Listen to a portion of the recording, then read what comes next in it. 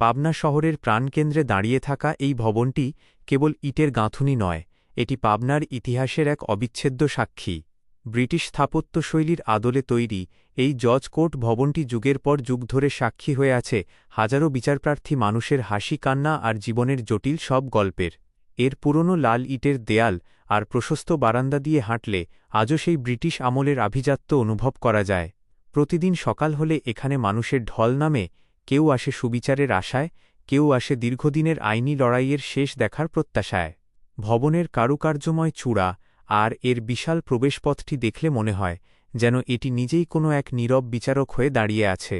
বাইরে মানুষের ব্যস্ততা, মোটরসাইকেলের আনাগোনা আর উকিল মোক্তারদের হাঁকডাক সব মিলিয়ে এই কোর্ট চত্বর যেন এক জীবন্ত শহর। কিন্তু দিন শেষে যখন সূর্য হেলে পড়ে, তখন এই বিশাল ভবনের ছায়া দীর্ঘ হয়, আর তখনই বোঝা যায় মানুষ আসে, মানুষ যায়, কিন্তু এই জজ কোর্ট তার ইতিহাসের পাতায় প্রতিটি মানুষের গল্প নীরবে ধরে রাখে।